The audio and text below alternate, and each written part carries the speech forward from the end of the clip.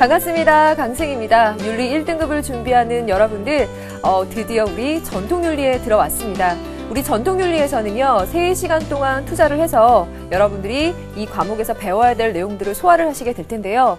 선생님이 최대한 노력해서 짧은 시간 동안 효율적으로 학습할 수 있도록 준비하도록 하겠습니다. 여러분들도 1시간 1시간 빼놓지 말고 잘 마무리 지으셔서 우리 윤리 1등급으로 가는 준비를 탄탄하게 해 놓도록 하죠. 자, 그럼 우리 해야 될 게 많으니까 바로 본론으로 들어갈까요? 자, 우리 전통윤리라는 교과로 들어왔는데요. 이 전통윤리에서 얘기하는 전통이라는 것은 대체 어떤 의미일까요? 우리 한번 같이 생각해 보도록 할까요? 자, 우리 이 전통이라고 했을 때 선생님이 나무 그림을 하나 가져와 봤어요. 뭔지 아시겠죠? 전통이라고 했을 때는요, 그 근본이 단절되지 않고 이어지는 것이라는 의미로 해석을 할 수 있습니다. 그러면 우리가 살아가는 현대, 현실이라고 하는 것은 급격하게 변화하지만 그 기간에 있는 전통이라고 하는 것은 지속적으로 유지되면서 우리의 뿌리를 이루어주는 거죠. 그래서 이 뿌리라고 하는 것은 우리 눈에는 보이지 않을지 몰라요. 하지만 우리들의 그 줄기와 나뭇잎을 지탱해주는 현대와 현실을 지탱해주는 든든한 뿌리 부분에 해당되는 것이 바로 전통일 겁니다. 그래서 우리들은요, 이제 앞으로 3시간 동안 우리 눈에는 보이지 않지만 우리를 지탱해주고 지속적으로 변하지 않으면서 유지해 왔었던 전통이라는 것은 무엇인지에 대해서 얘기합니다. 자, 그럼 이 전통에 관해서 얘기를 할 때요, 물론 우리 동양의 전통 문화라는 것도 있겠지만 서양에서의 전통 문화라는 것도 있을 겁니다. 그 둘에 대해서 비교를 해보면서요, 조금 더 우리 동양의 전통 문화에 맞춰서 점점 이야기를 풀어가 보도록 하죠. 자, 그럼 먼저 동양의 전통 문화, 동양의 전통, 그리고 서양의 전통에 대해서 전반적인 특성을 이해하시면서 이 동양의 전통의 특징과 혹은 문제점에 대해서 파악해보는 작업이 우선적으로 필요합니다. 그러면 우리 동양의 전통은 어떠한 특성을 가지고 있느냐라고 얘기할 때요, 우리가 기본적으로 도리의 문화라고 얘기합니다. 도리의 문화라고 얘기할 때는요, 우리가 보통 인간답다 혹은 도덕적이다 라고 하는 것들을 중시하는 문화에 들어간다라고 볼 수 있습니다. 그래서 우리가 기본적으로 사람을 평가할 때 이러한 것들을 중요한 항목으로 생각을 하죠. 자, 그런데요, 이러한 인간답고 도덕적인 것을 중시하는 도리의 문화에서는요, 개인적인 문화보다는 공동체주의적인 문화를 많이 싹 피워왔습니다. 공동체를 중시하면서 구성원들 간에 포용하는 것, 이것들을 중시해 왔는데요. 이것을 바탕으로 이 공동체에 들어간 구성원들은 심리적인 안정감을 느낄 수 있었을 겁니다. 이러한 면에서 동양 전통의 문화에서 보여지는 특징들을 찾아볼 수가 있는데요. 이러한 특징들이요, 장점으로 작용했을 때는 전반적인 사회, 공동체라고 할 수 있는 그 사회와 집단 혹은 더 작게는 가정의 안정을 추구할 수 있는 장점으로 작용이 됐을 겁니다. 그럼 여러분들 이런 얘기 보시면서 하나 생각해 볼 수 있는 거는요, 현대사회에서 가정의 구성원들이 해체되는 현상을 보이고 있죠. 그리고 그 공동체의 중요성보다는 개개인의 권리나 이익을 중시하는 모습들이 현대사회에선 많이 보이게 돼요.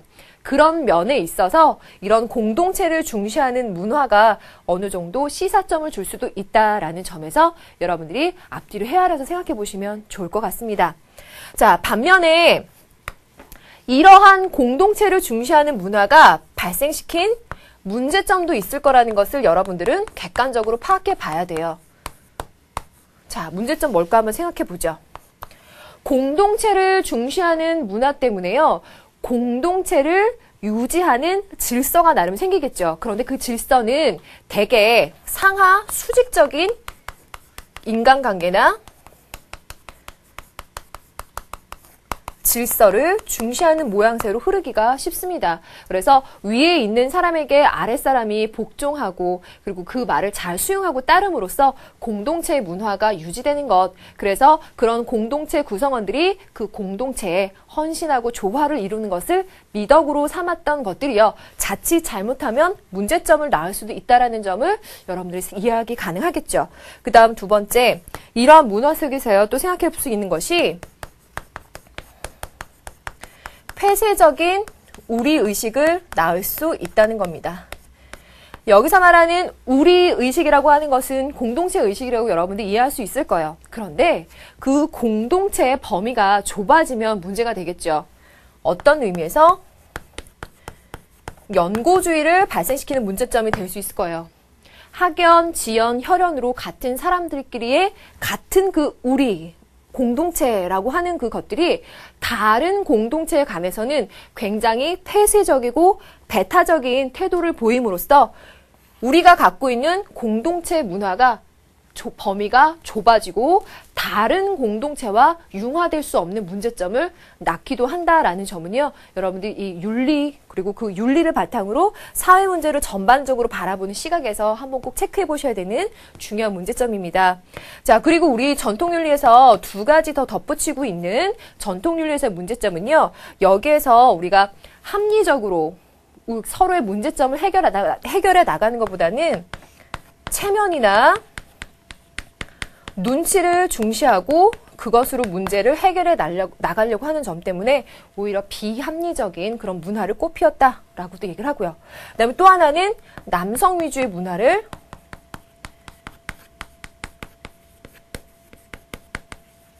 취중에서 형성하게 됐다라고 말하는데요. 여기에서 이렇게 연결해서 보시면 좋을 것 같아요. 수직적인 인간관계를 바탕으로 해서 공동체를 유지하는 질서를 형성했다고 했는데요. 여기에서 아무래도 그 우두머리, 위를 차지하고 있는 사람들은 나이가 많은 남자, 이런 경우가 많겠죠. 그러다 보면 남성을 위주로 하는 문화를 형성하는 것이 아마 조금 더 연결이 가능할 거다라고 여러분들이 생각하시면서 이 네 가지의 문제점들을요. 동양 전통 문화의 특징을 바탕으로 해서 연결해서 이해해 두시면 좋겠습니다. 자, 그러면 동양 전통 문화를 생각해 봤는데 그럼 서양의 전통 문화에서는 어떤 특성들을 보이는가 연결해서 한번 보도록 하겠습니다. 서양에서는요, 우리가 동양을 도리의 문화라고 하는 반면에 서양에서는 합리의 문화라고 얘기하죠. 그리고 법의 문화. 그리고 여기서 법을 지키자라고 하는 것은 준법 정신, 법적인 제재, 이것들을 통해서 문제를 해결해 나가려고 하는 정신이 라는 점을 볼 수가 있어요. 그 여러분들이 윤리에서 그 국가를 보는 시각들을 봤을 때요. 서양에서 국가의 발생을 그 이유를 찾는 것 중에 그 구성원들 간의 계약이라고 보는 시점이 있었죠. 그런 것과 마찬가지로 구성원들의 계약, 그것을 준수하는 것을 굉장히 합리적이다라고 생각하는 경향이 강합니다. 자, 그런데요, 이러한 문화는 어떠한 것을 형성시켰냐? 동양의 전통 문화가 공동체주의를 꽃피운 것과는 달리 서양에서는 개인주의적인 문화를 꽃피웠다라고 말할 수가 있어요. 그래서 이 개인적인 문화를 바탕으로 해서 자신이 누려야 될 권리, 이익 같은 거에 대해서 서로 피해를 주지 않고 합리적으로 보장받을 수 있는 문화를 형성해 왔겠죠. 자, 그런데요, 여기에서도 역시나 이런 개인주의나 합리주의라는 것 때문에 개인의 가치를 중시하는 문화를 형성해 왔을 거예요. 그럼요, 우리가 앞에서 왔을 때 보면 공동체를 중시하다 보면요, 그 공동체 속에서 개개인들은 조화를 이루어야 되고 희생과 헌신을 해야 되는 경우가 많이 생기죠. 그러다 보면 그 공동체 자체가 부각되지 그 개인들의 권리나 의무는 자칫 소홀해질 수가 있거든요. 그런 반면에 서양의 문화에서는 이런 것들을 부각시켰기 때문에 개인의 가치를 많이 소중히 하는 그 장점의 그런 장점적인 요소를 발견할 수가 있어요. 그래서 우리가 쉽게는 이런 면에서 개인의 창의성이나 이런 것들이 많이 발달할 수 있었다. 존중되는 문화가 형성됐다라고 말하죠. 하지만 여기에서도 문제점은 발견됩니다. 여러분들, 개개인들을 지나치게 강조하는 문화를 형성하다 보면요. 우리가 현대사회에서 발생하는 문제점들. 가족 해체 현상. 가족이라는 공동체가 해체되고 있죠. 그리고 노인 문제. 여기서 말하는 노인 문제는 노인을 부양하는 문제 등에 연결시켜서 보시면 될 텐데요. 그래서 가장 작게는 가정이라고 하는 공동체가 해체되는 현상들은 전반적으로 더 확대가 돼서 그 국가, 사회적인 면에 있어서도 공동체의 근간을 흔드는 문제점으로 작용을 하고 있다라고 볼 수 있습니다. 그럼 여러분들 이 내용 보시니까 어때요? 이 둘 중에 어떤 거 하나가 절대적으로 옳다, 절대적으로 추구해야 될 가치다 라고 말하기보다는요, 각각의 특징이 있는데 여기에서 나타날 수 있는 문제점은 이런 부분에서 보완이 가능하고요. 여기에서 나타날 수 있는 문제점은 또 여기서 보완이 가능하겠죠. 그러니까 서로의 장점을 수용하는 개방적인 태도가 훨씬 더 중요하다라는 것을 우리 전통윤리에서는 여러분들에게 말하고 싶은 것 같아요. 자, 그런 점에서 이 두 가지 얘기 정리해 두시면 좋겠고요. 자, 그럼 이제 본격적으로 우리 동양 전통, 우리 전통 문화에서 보여지는 그런 사상들은 어떻게 발생하게 되었는지 한번 얘기를 들어가 보도록 하겠습니다. 자, 두 번째 주제인데요. 오늘 얘기할 두 번째 주제는 전통윤리의 사상적 배경.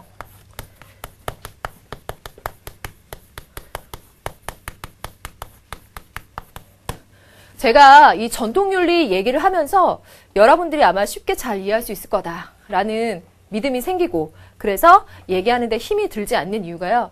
여러분들 우리가 동양 사상과 그리고 한국 사상에서 이미 많은 부분들을 밑바탕을 닦아놨는데요. 전통윤리에서는 그 부분에 대한 이해가 있으시다면 그것들을 한 번 더 다지고 그것을 더 확장시켜서 연결시켜 얘기하는 부분들이기 때문에 여러분들 아마 훨씬 더 수월하게 이해를 하실 것 같아요. 그러니까 여기서 나오는 동양 사상이나 한국 사상에서 나왔던 얘기가 중복된다라고 한다면 그때 내용을 다시 한번 확인해보고 다진다라는 생각을 가지시면서 보면 될 것 같습니다. 자, 그럼 첫 번째 전통윤리의 사상적 배경을 얘기할 때 우리가 먼저 토테미즘, 샤머니즘, 애니미즘, 그리고 단군의 건국 이야기도 얘기했었어요. 이런 것들이 이미 언급한 바가 있었는데요. 여러분들, 우리 전통윤리의 기본적인 근간이 됐었던 이런 사상들은요, 그 통합적으로 어떠한 메시지를 전달해주고 있죠? 인간과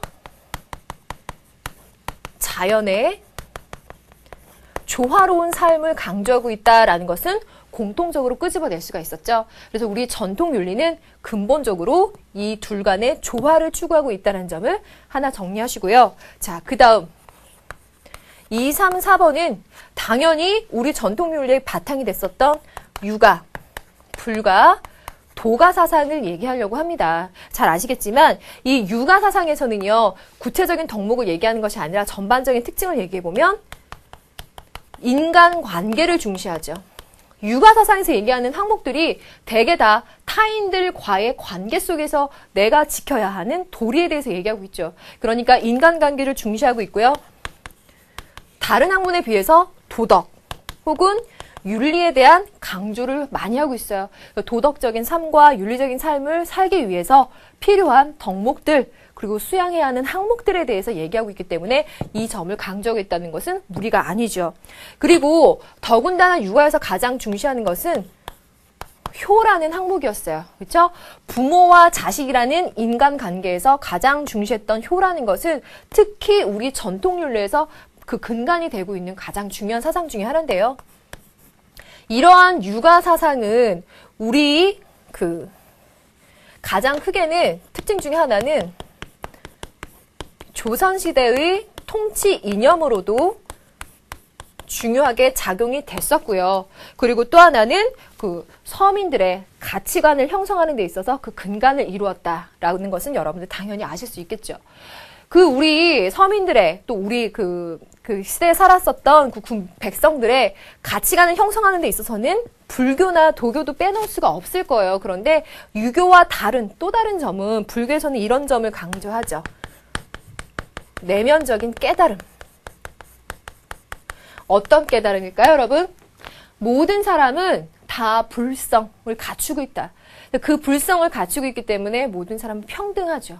그래서 자기에게 있는 그 불성을 스스로 깨달음으로써 현실에서의 그 번뇌나 집착으로부터 벗어나는 삶, 그런 것들을 강조하는 내면적인 깨달음을 중시합니다. 그리고 한국 불교에서는 특히나 조화라는 항목을 상당히 강조하고 있죠. 그리고요, 도교에서는요, 우리 인간 현실에서 선행을 할 것을 상당히 강조합니다. 여러분들, 우리 그 도가 사상의 전개 부분에 보면은요, 오두미교 나왔던 거 기억나시죠? 거기에 보면은 이 선행을 하게 되면 나중에 장수할 수 있고 신선이 될 수 있다. 이렇게 얘기하면서 그 교회에 들어온 사람들을 설득시켰다는 말 기억나시죠? 그래서 도가에서도 역시나 선행을 강조합니다. 이런 선행을 강조하고요. 당연히 여러분들이 너무나 잘 아시는 무위자연의 삶을 추구합니다. 그래서 이런 유불도 사상들은 알게 모르게 제도적으로 나타나든 꼭 그렇지는 않았든 전통 윤리, 우리 그 백성들, 우리 서민들의 가치관과 의식을 형성하는데 큰 영향을 주었다라고 말할 수 있겠습니다. 그래서 전통윤리의 사상적인 배경에 대해서 얘기해봤고요. 자, 그럼 이제 세 번째로 그 전통윤리에만 나오는 것 중에 여러분들 빼놓아서는 안 되는 중요한 요소 중에 하나인데요. 이 전통윤리를 새롭게 해석해서 나름의 새로운 학문이나 종교가 등장합니다. 요걸 알아두셔야 되거든요. 바탕은 요곳에 있다는 거 알아두셔야 돼요. 요것도 있다는 거. 자, 이런 토속신앙적인 요소, 무속신앙적인 요소와 유불도가 조화를 이루어서 새로운 전통윤리의 새로운 해석, 새로운 종교나 학문이 등장하는데 그것이 무엇인가? 첫 번째 중요하게 나타나는 것이 동학입니다. 여러분들, 동학은 윤리화 사상에서도 나오고 있기 때문에 많이 접해보셨을 거예요. 그럼 정리해봅시다. 동학은 순 최재우가 종교적인 체험을 통해서 재창한 그들의 그 종교 이념입니다. 그런데 이들이 얘기하고 있는 가장 중요한 것은요, 앞에서 얘기했던 것과 같아요. 경천 사상에다가 유불도 사상을 융합해서 그들의 종교 이념을 만들게 되는데요.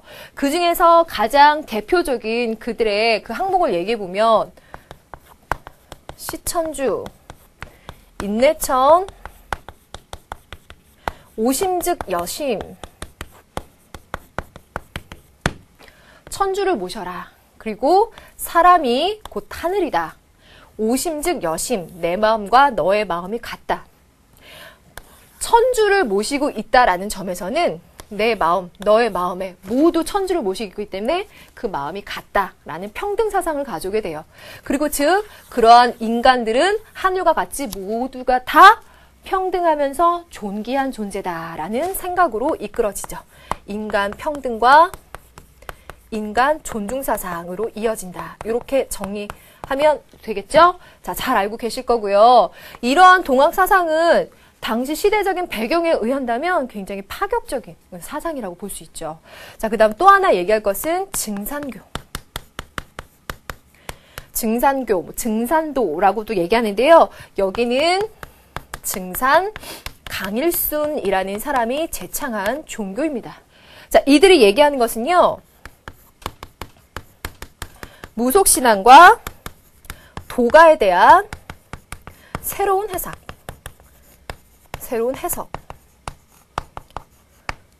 그런데 이들이 얘기하는 것 중에 재미있는 게 있어요. 이 사람들이 얘기하는 것 중에는요,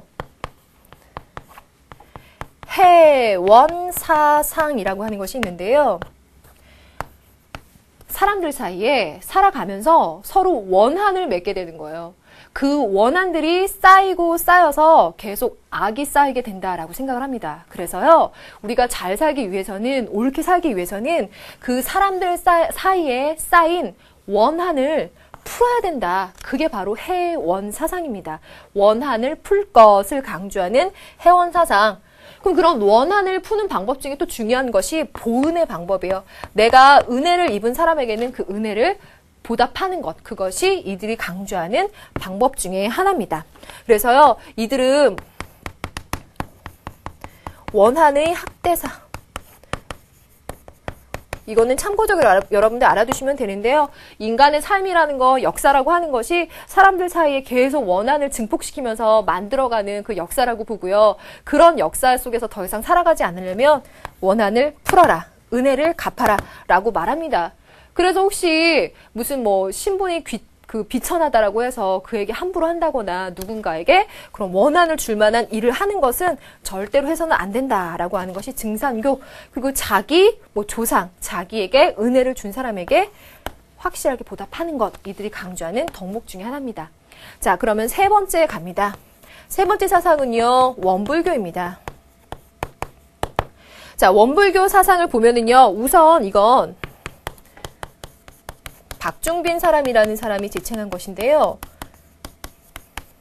불교 사상 맞아요. 불교 사상인데요. 이들이 얘기하는 것은 기존 불교를 개혁하려는 의지를 갖고 있습니다. 그래서 이 불교를 개혁해서 불교를 현대화시키는 것, 그리고 생활화시키고 대중화시키는 것을 이들은 목표로 원불교라는 것을 제창하게 되는데요. 이들의 표현 중에 일원상의 생활 수행을 강조한다라는 말이 있어요. 잘 나오거든요. 이것을 강조한다라고 하는 것은 이들이 일상생활 속에서 포용이나 조화, 원흉의 덕을 실천하면서 그 덕목들을 막 어렵게 생각하는 것이 아니라 현실 속에서 아주 쉽게 실천하는 새로운 불교를 만들어 보겠다라고 하는 것이 바로 원불교 사상입니다. 자, 그럼 전통윤리의 새로운 해석이라고 하는 것 중에 동학은 윤리와 사상에도 나오지만 증산교와 원불교라고 하는 것은 전통윤리 부분에 특별히 나오는 거니까 여러분들 한번 꼭 체크를 해보실 필요가 있고요. 여기 앞에서 얘기했던 거, 전통윤리의 사상적 배경을 선생님 말씀드렸죠. 봤을 땐 이거 너무 쉽거든요. 당연하고요. 그런데 이 2번 항목과 3번 항목을 따로따로 떼어놓지 말고 보세요. 여기서 분명히 토테미즘, 샤머니즘, 애니미즘, 당군의 건국 이야기, 여기에 경천 사상도 들어가 있을 거 아니에요. 이것과 유불도 사상이 바탕이 된 거예요. 그걸 바탕으로 해서 이러한 사상들을 재해석해서 얘네들이 나왔어요. 그러니까 지금 말한 동학, 증산교, 원불교라고 하는 것들은 근본적으로 그 앞에 얘기했던 토테미즘, 샤머니즘, 애니미즘, 경천 사상, 유불도 사상들에 대한 재해석, 거기에 대한 장점적인 사상들이 모두 다 수용되어 있는 특징을 전반적으로 갖고 있다라는 특성도 생각해 보셔야 됩니다. 그러니까 딱 끊어서 보지 마시고요. 항상 연결시켜서 더 크게 그렇게 보셔야 됩니다. 자, 그럼 지금까지 선생님이 말씀드린 내용은요. 전통이라는 것이 어떤 의미를 갖고 있냐. 그 중에서 동양의 전통과 서양의 전통은 어떻게 다른가. 를 얘기하다가 우리 전통 문화를 형성하는 요소와 그것을 바탕으로 재해석된 전통 문화에 대해서 말씀을 드렸습니다. 자, 그러면요. 이제부터 또 세 가지 얘기가 남아있는데요. 앞으로 말씀드릴 세 가지의 내용은 주제 중심이라고 보시면 되겠어요. 우리 전통 문화에 분명히 유가, 불가, 도가 사상, 그리고 그 외에 우리 토속적인 사상들이 들어가 있는데요. 그 사상들이 보는 특정한 주제에 대한 서로 다른 시각을 한번 정리해 보는 겁니다. 이거는요, 여러분들이 꼭 전통윤리에서 따로 외워서 풀이하는 것이 아니라 윤리와 사상과 연계성을 갖고 보시면 훨씬 더 이해가 잘 되고 오래 가실 거예요. 그러면서도 시험에 실제로 출제될 만한 그런 가능성이 높은 그런 현실적으로 중요한 주제입니다. 그러니까 여러분들 여러모로 좀 흥미를 갖고 보시기 바래요. 자, 그래서 지금 번호를 치면 4번인데요. 지금 얘기하려고 하는 주제는 천, 하늘이라는 주제예요. 그 전통 문화를 형성했었던 우리 그 예전의 전통의 그 조상들은 천, 하늘에 대해서 어떤 시각을 갖고 있었을까에 대해서 정리를 해보는 건데요. 여러분 머릿속에 떠오르지 않아요? 하늘에 대해서 두 사람이 얘기하고 있는 문제들을 아마 머릿속에 떠오르실 겁니다. 그만큼 중요한 소재 중에 하나인데 이 천에 대해서 얘기할 때는요. 주로 유가사상과 도가사상의 대립적인 시각을 많이 얘기합니다. 자, 그럼 그 구도로 한번 보도록 할게요. 단 여러분들 여기에서 선생님이 설명해주면서 판서로 표현되는 말 자체를 외우려고 하거나 거기에만 국한돼서 너무 협소하게 보면 안 되고요. 전반적인 맥락을 이해한 다음 그게 여기 쓰는 말로 이해가 되셔야 돼요. 아시겠죠? 자, 첫 번째. 육아에서 보는 하늘이라고 하는 거는요. 우선 인간이라는 말을 씁시다. 인간의 본성과 관련되어 있어요. 중요한 말이죠. 왜 그럴까요? 여러분들 우리 육아사상에서는 기본적으로 성선설을 얘기하는 학자들에 대해서 많이 배웠었죠. 그런 성선설을 얘기할 수 있는 근거가 바로 이런 것과 관련돼 있지 않겠어요? 왜 그럴까요? 천성과 인성은 같은 것이에요. 인간의 기본적인 본성을 이루는 것은 바로 하늘로부터 온 것입니다. 그 하늘의 성질이라고 하는 것이 인간에게 부여되었어요. 그런데 인간이 보는 그 하늘은 절대 하찮은 대상이 아니죠. 우리 인간들에게 굉장히 중요한 대상이에요. 어떤 대상인가요? 도덕적이고 윤리적인 기준이 됩니다. 즉, 우리 인간들이 따라야 할 행위의 기준이 된다는 거예요. 이 천도대로 따라야만 우리 인간들은 도덕적이고 윤리적으로 행했다라는 인정을 받을 수 있다는 거예요. 그래서 그 하늘은요, 어떻게 인간사에 관여하는 거죠. 우리가 이걸 인격적이다라는 표현을 쓰기도 해요. 그러면 왜 이걸 인격적이다라는 표현을 쓰냐면 이거예요. 선을 행하면 상을 주고요. 악을 행하면 벌을 줘요. 물론 선과 악의 기준은 바로 하늘이겠죠. 그만큼 하늘이라는 것은 선과 악, 도덕, 윤리의 기준이 되는 절대적인 거예요. 그 절대적인 성질이 인간의 본성에 내재가 되어 있다는 거예요. 그러니까 인간의 본성은 기본적으로 그 천성을 따를 수 있는, 천성대로 살 수 있는 기본적인 성질을 갖고 있다는 거죠. 그래서 성선설과도 연결시켜서 이해하시면 되겠죠. 그래서 이 기본적인 세 가지를 보면서 육아에서 보는 하늘이라는 것은 그래서 그만큼 인간에게 어떻다? 절대적이고 윤리적이고 도덕적인 행위의 기준을 나타내면서 그러한 천성이 인성과 관련되어 있다라고 보고 있구나 라고 여러분들이 해석을 하시면 됩니다. 됐나요? 자, 반면에 도가에서는요, 여러분들 많이 학습해서 아시겠지만 사람과 직접적인 연관을 갖고 있다라고 생각하지 않아요. 그래서 선생님이 아까 인격적이라는 말로 노란색으로 표현해 드렸는데요. 요 시각과 이 시각이 다르다는 거예요. 육아에서 봤을 때는 하늘이 자기 나름의 뜻이 있을 거 아니에요. 천도라고 하는 것이 있을 텐데 인간들이 그 천도를 따르는지 따르지 않는지를 살펴보고 있는 거죠. 그러다가 그 천도에 일치하는 사람들은 선을 행했으니까 상을 주고요. 그렇지 않은 사람들은 벌을 줄 수가 있어요. 인간사에 관여해서 상도 주고 벌도 주는 그러한 인격적인 의미인 반면에 도가에서 보는 하늘이라고 하는 것은 그러한 하늘의 의미는 아니에요. 인간사에 관여하고 인간사를 굽어보고 상과 벌을 주는 존재가 아니라 그냥 자연 법칙이다라고 얘기합니다. 그냥 자연 법칙. 물론 선생님 지금 그냥이라는 말을 표현하긴 했지만 이 자연 법칙도 역시나 우리 인간들을 초월하는 우주 만물을 관통하는 우주 만물을 관통하고 그것을 흐르게 하는 근본적인 의미에서의 자연 법칙이라고 얘기하겠죠. 하지만 이 도가에서의 그 자연은 그야말로 말 그대로의 자연 법칙이라는 의미로 해당이 되고요. 우리가 육아에서 모랄 그런 도덕의 의미로 천을 해석한다면 도가에서는 그냥 자연 법칙으로서 이것을 바라보고 있다라고 정리를 하시는 게 좋겠어요. 이 정도 되면은 하늘에 대해서 기본적이고 가장 중요한 건 다 된 거니까 최소한 이 부분에 대해서는 완벽하게 소화를 해 놓으려고 노력하셔야 됩니다. 자, 그러면 하늘에 대해서 얘기했죠. 그럼 5번째, 자연관에 대해서 얘기를 할 건데요. 이게 그다지 어렵지는 않거든요. 그런데도 중요해요. 그리고 이번 강에서 얘기하는 거랑 전통윤리의 마지막 강에서 또 한 번 자연관이 나와요. 근데 그런 것과 연관해서 상당히 중요하고 시험에도 출제가 잘 됩니다. 여러분들이 전반적인 틀을 하나 알아두시면 되는데, 우리 전통의 자연관을 한번 보면은요. 자, 쭉 가볼게요. 우리 민간 신앙에서 보는 자연관이 있습니다. 그리고 2번째, 육아사상. 그리고 불가사상에서 보는 자연관이 있고요.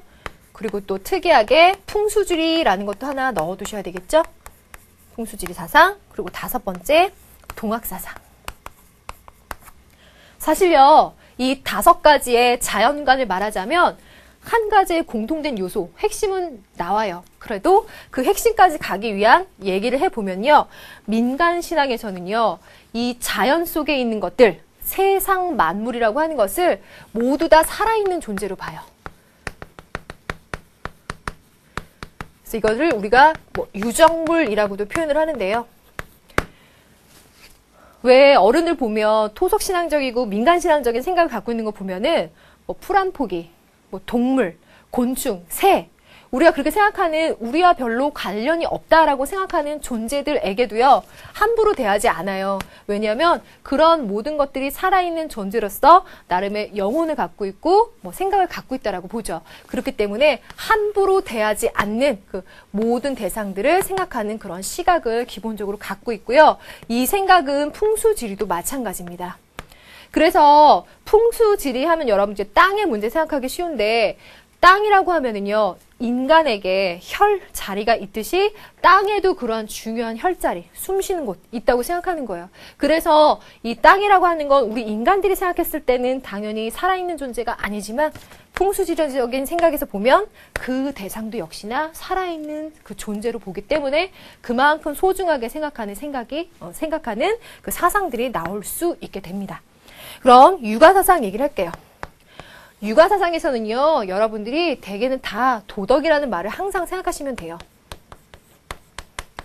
자연이라고 하는 것도 도덕적으로 해석합니다. 도덕적인 의미로 해석해서 인간의 본성이라고 하는 것이 이 자연, 하늘로부터 존재한다. 그래서 인간의 도덕성이라고 하는 것도 역시 이 자연으로부터 나온다라고 하는 겁니다. 그러니까 도가에서 말하는 그냥 자연이 아니라 도덕적 의미, 도덕적 근간으로서의 의미를 여러분들이 생각하시면 되고요. 불가에서는 봐봐요. 모든 생명체가 불성을 갖고 있다라고 봐요. 그럼 어때요? 불성을 갖고 있는 모든 생명체는 평등합니다. 그러니까 이들을 소중하게 대할 수밖에 없겠죠? 그러면 우리 불가에서 모든 생명체를 소중히 대한다 라는 말을 불가의 용어로 표현할 수 있지 않을까요? 2글자? 자비. 이 정도 내용을 여러분들 알아두시면 되겠고요. 동학 보도록 할게요. 동학에서는 아까 시천주라는 말씀을 드렸어요. 그래서 모든 대상들이 그 안에 천주를 모시고 있습니다. 그러니까 동학에서 봤을 때도 역시 모든 존재자들은 평등하다라고 생각합니다. 이것이 기본적인 전통 사상에서 보여지는 자연관이라고 볼 수 있어요. 그러면 공통점 찾아볼까요? 모두가 다 자연에 있는 존재들에 대해서 상당히 소중하게 생각하고 그들과 조화를 이루려는 모습들을 보이고 있어요. 그래서 이러한 생각들은 현대 사회 문제 중에 하나가 바로 환경 문제가 있겠죠. 현대 환경 문제에 대안으로 제시되는 것들이 바로 동양의 전통에서 보여지는 자연관이라고 제시를 해요. 그래서 그 마지막, 전통윤리 마지막 강에 가면요, 환경 문제를 발생시켰던 인간 중심적인 사고 중에서도 서양의 사고들을 예로 들어서 얘기하면서요, 그들의 대안으로 제시되고 있는 동양 사상 전반에 대해서 얘기할 텐데, 그런 것들에 대한 기반으로 여러분들 이 정도 내용을 닦아두시면 되겠습니다. 자, 어때요? 자연관 크게 어렵지 않죠? 자, 그럼 오늘 마지막 주제를 얘기해 보려고 하는데요. 6번째 주제예요. 인간관입니다. 인간관이라는 주제 역시도 굉장히 중요해요. 그런데 여러분들 크게 새삼스럽게 느껴지지는 않아요. 그런데 이렇게 하나의 주제로 딱 엮어서 인간관이라고 얘기를 하면 여러분들이 당황할 수도 있거든요. 반면에 잘만 정리하면 지금까지 배웠던 내용을 굉장히 효율적으로 다시 한번 깨우칠 수 있는 부분이 되니까요. 같이 한번 보도록 합시다. 이 인간관, 우리 전통 윤리적인 그 근간을 이뤘던 유가, 불가, 도가 사상에서 말하는 인간의 그 관점에, 인간에 대한 관점을 한번 보도록 합시다. 아까 이미 얘기가 나왔는데요. 천성이 인간에게 그대로 내재가 되었다고 봤어요. 그래서 인간들은 그러한 천성을 내재하고 있는 선한 존재라고 보는데요. 이러한 선한 존재들은 자신의 인격을 수양해서 가장 이상적인 인간상, 군자로서 살아갈 것을 이들은 강조를 합니다. 근데 이 군자라고 하는 것은요, 모든 것을 자기로부터 구하는 사람.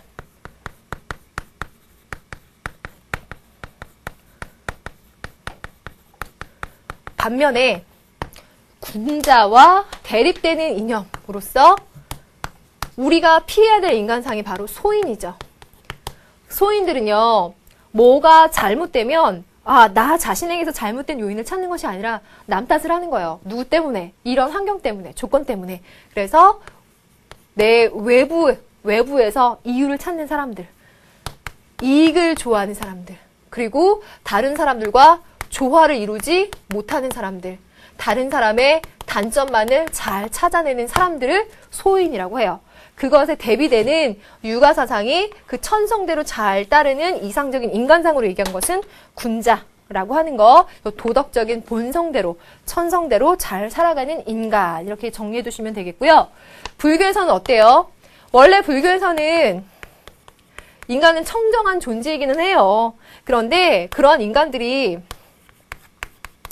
무지와 탐욕에 쌓여서 또는 집착에 쌓여서 고통 속에 살아가죠.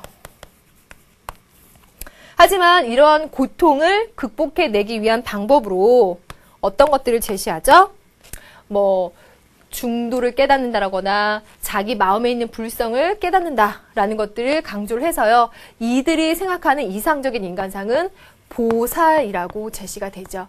이 보살의 가장 중요한 덕목은 무소유의 삶을 사는 거. 즉, 외물에 집착하지 않는 삶을 살면서 자비를 실현하는 사람을 바로 보살이라고 할 수 있겠죠. 자, 그 다음 도가에서 보게 되면요. 도가에서는 무의자연을 강조하니까 대자연과 하나가 되는 사람. 이것을 그들이 보는 이상적인 인간상이라고 볼 수 있는데요. 이건 진이나 신인이나 천인의 삶으로 얘기가 되죠. 그럼 여러분들이 지금까지 배웠던 각 사상에서 보는 이상적인 인간상을 바탕으로 해서 우리가 중요한 메시지를 하나 뽑아볼까요? 이 유불도 사상에서는요, 나름 인간들이 행복하게 사는 삶에 대해서, 조건에 대해서 뭐라고 생각하냐면요, 외물에 집착하지 않는 거.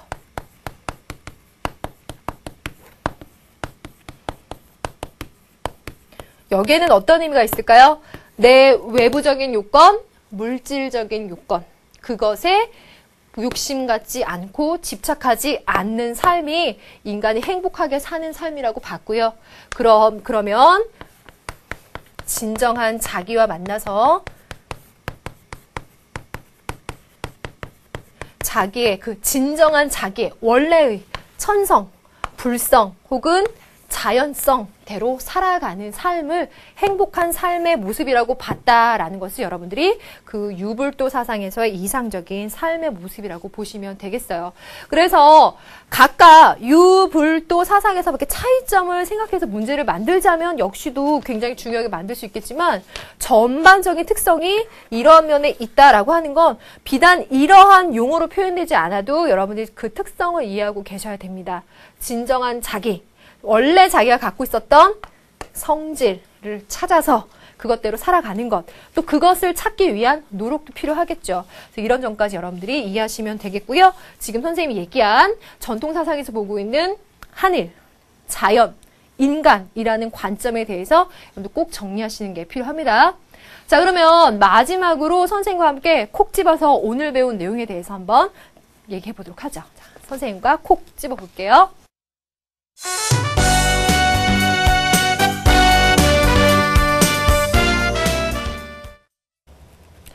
자, 그럼 여러분들 선생님과 함께 표 보면서 여러분들 스스로 대답할 수 있는지 한번 보도록 할게요. 우선 기본적으로 다른 것 빼고요. 유가, 불가, 도가만 체크해 봤습니다. 영향을 보면 유가 사상은 조선시대 건국 이념, 통치 이념으로 적용됐지만 전반적으로 유불도 사상들은 우리 백성들에게 그 사상적인 영향을 깊숙이 줬다라고 평가할 수 있을 겁니다. 자, 그걸 바탕으로 해서요. 각각 보고 있는 중요한 핵심 주제만 잡아보면요. 유가에서 보는 하늘이라고 하는 것은 딱 뭐부터 떠오르시라고요? 도덕과 윤리적인 의미라는 것을 첫 번째 떠올리면서 복습을 하셔야 됩니다. 반면에 도가 사상에서 얘기하는 하늘은 자연법칙이라는 의미를 떠올리셔야죠. 그래서 여기에 살을 붙이면서 꼭 복습해 둘 것. 자, 유불도에서의 인간관은요, 그 기본적인 인간관들 여러분들 아까 선생님 설명 드렸으니까 그걸 바탕으로 해서 이상적인 인간상 한번 체크해 볼까요? 유가에서는 소인과 대비되는 군자의 삶을, 불가에서는 보살의 삶을, 도가에서는 지인, 신인, 천인, 진인의 삶을 강조합니다. 자, 이들은 자연의 흐름대로 사는 삶, 비록 무지와 탐욕과 집착으로 얼룩되어 있지만 이것을 해탈하는 삶, 그리고 여기에서는 천성으로부터 받아진 인간의 도덕과 윤리를 잘 따라서 군자의 삶을 사는 것을 이상적으로 생각합니다. 이것은요, 삶의 자세라고 하는 것과 연결이 되는데요. 이러한 군자의 삶을 살기 위해서는 당연히 인격 수양이 중요하겠죠. 여기에 대해서 더 구체적으로 물어볼 수도 있습니다. 성선설을 가진 맹자 입장에서 더 구체적으로 물어보는 경우도 있긴 한데요. 가장 여러분들이 핵심적으로 알아두실 만한 내용이고요. 그리고 무지를 벗어나는 것, 탐욕과 집착을 벗어내는 것이 바로 지혜죠. 이들이 얘기하는 지혜고요. 그리고 자비로운 삶이라고 하는 것도 굉장히 중요할 겁니다. 도가에서는 무위 자연의 삶을 따르는 것을 중시할 거고요. 자, 그리고 자연관이라는 주제를 봤을 때도요. 유가에서는 역시 도덕적인 의미에서 해석하는 경우가 있고, 해석하는 경우가 강하고, 불가에서는 모든 자연에 불성이 있기 때문에 모두 존중하고 소중히 여김으로써 자비의 삶을 사는 것과 연관이 있다라고 볼 수 있는데요. 지금 이렇게 보면은요, 이런 것들이 분절적으로 제시되는 게 아니라 이렇게 하나로 엮어서요. 각 학파나 사상가가 얘기하는 이상적인 인간의 모습, 그것을 위한 수양의 방법, 삶의 자세, 이렇게 연결해서 동양 사상에서는 한 문제로 나올 가능성이 많아요. 지금까지는 계속 그래 왔어요. 그러니까 이걸 한 덩어리로 엮어서 혼자 이렇게 말해보면서 복습을 해보세요. 그러면 여러분들 동양 사상에서 주로 얘기하는 3점짜리 중요한 문제들 여러분들 꼭 득점하실 수 있을 겁니다. 자, 그러면 오늘 배운 내용들 선생님과 함께 문제 보면서 풀어보도록 하겠습니다. 세 문제 준비해왔는데요. 자, 얼마나 잘 풀 수 있는지 확인해 보도록 하죠. 165쪽의 실전 문제 3번입니다. 하늘이 사람에게 선천적으로 부여한 것을 성이라 하고, 이 본성에 따라 이를 처리하고 행동하는 것을 도라 하며, 사람들로 하여금 이 도를 끊임없이 실천하게 하는 것을 교라고 한다. 그래서 성과 도와 교에 대해서 얘기 나와 있는데요. 여러분들 긴장할 필요 전혀 없죠. 첫 번째 보세요. 선천적으로 하늘이 부여했대요. 그 성을. 천성이라고 하는 것이 선천적으로 인간의 성질에 내재되어 있고, 그래서 이 천도를 인간이 그대로 도덕적인 삶의 지표로 따라야 된다는 겁니다. 그것을 실천하게 하는 것이 교라는 가르침이고요. 자, 그러면 여기서 얘기하는 것은 유가, 중용에서 얘기하는 입장이라는 걸 당연히 아실 수 있죠. 그러면 기업과 니은의 의미를 바르게 연결하는 것, 즉 하늘과 도의 의미를 바르게 연결하는 걸 물어보고 있는데요. 자, 기억 볼게요. 인간에게 도덕적인 본성을 내려주는 것 맞는데요. 2번 한번 볼까요? 사람과 직접적인 관련이 없는 자연 법칙. 이건 도가적인 성향이죠. 그래서 2번은 제외를 해주셔야 해요. 그런데 1번의 니은을 보니까 스스로 자기 존재를 성립시키는 것이라고 했는데 이것은 도가에서 말하는 육아에서 말하는 도의 항목이 아니죠. 또 천지만물의 근본 원리라고 하는 거 지금 2번 조합에서 틀렸고요. 그러면 3, 4, 5번 마지막으로 더 읽어보면서 표시를 해볼까요? 절대적이고 도덕적인 원리를 포함하는 거. 이거는 육아적인 해석이 맞네요. 그럼 니은까지 가볼까요? 사람이 마땅히 따라야 할 행위 법칙, 천도와 인도. 그러면 3번이 완벽하게 조합이 맞아요. 그럼 4번, 인간에게 도덕적인 본성을 내려주는 것. 그런데 기회를 행하는 방법이 도라. 완전히 틀린 조합이죠. 4번 제외가 됐고요. 마지막 5번 보겠습니다. 사람과 직접적인 관련이 없는 자연법칙 역시나 틀렸죠. 도가적인 해석이고요. 이것은 이것으로 맞지만 조합이 틀렸네요. 그래서 이거 같은 경우에는요. 1, 2, 3, 4, 5번을 쫙 순서대로 놓고 보면 처음부터 틀린 것이 2개가 나가요. 그리고 나서 또 하나 따져보면 답이 명백하게 나오는 그런 문제인데 중요한 문제 중에 하나입니다. 자, 그럼 두 번째 문제 가겠습니다. 다음에 밑줄 친 참된 사람이 추구하는 삶의 자세로 가장 적절한 것은 참된 사람이라고 했을 때 사실요. 진인이라는 말을 떠올리는 사람이 혹시 있을지 모르겠어요. 이 진인은 장자가 얘기하는 거거든요. 그런데 이 삶의 자세라고 하는 건 동양사상에서 굉장히 잘 나올 수 있는 주제 중에 하나예요. 이걸 가지고 여기에 바로 연결시키지 않아도 전혀 상관없어요. 한번 읽어볼까요? 기뻐할 줄도 모르고 죽음을 싫어할 줄도 모른다. 세상의 나음을 기뻐하지도 않고 저승으로 돌아간다는 것을 거부하려 하지도 않는다. 의연히 가고 의연히 올 따름이다. 그는 삶의 시작을 꺼리지도 않고 삶의 종말을 바라지도 않는다. 지금 보니까 삶이라고 하는 것과 죽음이라고 하는 것에 대해서 의연히 자연스럽게 받아들이는 것을 반복적으로 얘기하고 있죠. 삶을 받아도 그것을 기뻐하고 그것을 잃으면 되돌아간다.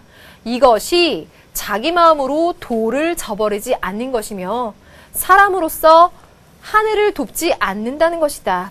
이런 일을 두고 참된 사람이라고 부른다라고 말하고 있습니다. 그래서 지금 보니까요. 여기서 반복되고 있는 주제는 사실 이거예요. 생과 사라고 하는 거 있죠. 우리 인간들은 생과 사라고 하는 것은 상대적인 개념으로 생각해서 굉장히 집착하고 좋은 것에 대해서는 상당히 기뻐하지만 반면에 그렇지 않은 것에 대해서 상당히 슬퍼해요. 그러한 어리석음에 빠지는데 절대적인 도의 관점에서 본다라면 이러한 상대적인 관계적인 개념들은 전혀 의미가 없다는 거죠. 이걸 초월해서 사는 사람을 바로 장자, 도가적인 관점에서는 진인이라는 참된 사람이라고 얘기할 수 있다는 거예요. 아셨어요? 그래서 여기에서 도라는 말만 나왔다고 도가인 걸 알 수 있는 것도 아니고요. 그 어떤 단서를 쉽게 주진 않아요. 하지만 상대적인 개념을 찾아서 이걸 초월한다. 라는 메시지를 찾아서 여러분 문제를 푸시는 겁니다. 그럼 1번. 모든 외물로부터 자유로운 삶을 추구한다. 어때요? 당연히 맞죠. 내 외부적인 요건, 물질적인 것부터 자유로워서 정신적인 자유로운 삶을 살아가는 것이 도가, 장자가 추구하는 이상적 삶의 모습이 맞아요. 벌써 나왔고요. 자, 그다음에 선입관과 주관을 버리고 선악을 올바로 분별한다라고 했거든요. 이거 좋은 선지죠?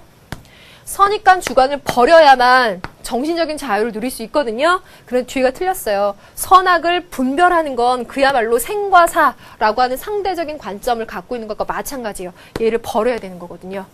자, 그럼 3, 4, 5번 갑니다. 인행해지의 덕을 일상생활 속에서 실천하는 것. 딱 육아죠. 자연의 흐름에 따른 삶을 통해서 타고난 도덕성을 회복한다. 여기까지는 마음에 들죠? 혹했죠? 타고난 도덕성을 회복한다. 어때요? 도덕성을 타고났고 걔를 회복해라. 그러면 육아의 성선설의 입장이에요. 조합이 틀린 거예요. 끝까지 잘 읽어야 돼요. 그럼 5번 갑니다. 선한 본성을 바탕으로 사욕을 이기고 얘를 회복해라. 극기, 복리겠네요. 그쵸? 5번도 틀렸다는 거예요. 되셨죠? 그럼 마지막 문제 갑니다. 다음 글에 담겨있는 자연관으로 가장 적절한 거라고 말하고 있는데요. 지문이 꽤 길었어요. 그런데 여기서 주고 있는 메시지가 뭔지 여러분 찾아보시면 남명조식은 말년을 자신과 맞는 지리산의 자리를 잡고서 거기서 훌륭하게 뒤를 마무리를 했다라고 말하고 있는데요. 그 다음 화면 한번 보여주시겠어요? 보면 중약 다음에요. 큰 건축이란 그런 것이고 올바른 장풍과 득수의 지혜란 그런 것이다. 뭐 바람을 막는 거, 물과 가까이 있는 것이란 바로 그런 것이다. 아무리 뛰어난 문명도 하루 저녁 물어치는 바람과 쭉쭉쭉쭉쭉 이런 것에 대해서 여러 차례 보아왔다. 즉 여기서 말하는 거는요. 풍수지리적인 관점을 말하고 있어요. 그러한 관점에서 봤을 때 자연은 어떤 모습이겠는가를 물어보는데요. 선지 한번 보겠습니다. 자연은 살아있는 거고 인간은 그 자연의 일부다. 전체적이고 이론론적인 관점에서 자연을 해석하고 있는 거 맞죠? 자연은 그 나름의 법칙을 지니고 있는 무정물, 이건 죽어있는 그 삶이 없는 건데요. 유정물, 살아있는 생명체로 보아야 된다라고 바꿔야 되겠죠. 자연은 절대적이고 도덕적인 존재, 절대 도덕, 그러면 육아적인 해석이죠. 기륭화복을 주관한다. 상과 벌을 주는 존재다. 육아적인 해석. 자연은 인간의 성숙한 이성에 의해 극복되어야 될 미숙한 존재다. 이게 바로 이성을 가진 인간을 중심으로 한 서구적인 자연관이라고 볼 수 있어요. 그 다음 5번.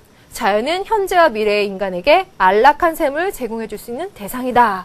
이 얘기를 보게 되면 인간에게 안락한 삶을 주는 어떤 도구, 수단적인 얘기로서 자연을 보고 있어요. 그래서 풍수지리와 같은 전통사상에서 조화론적인 자연관을 갖고 있는 것과는 거리가 멀다라고 볼 수 있겠어요. 그래서 명확한 건 1번밖에 없습니다.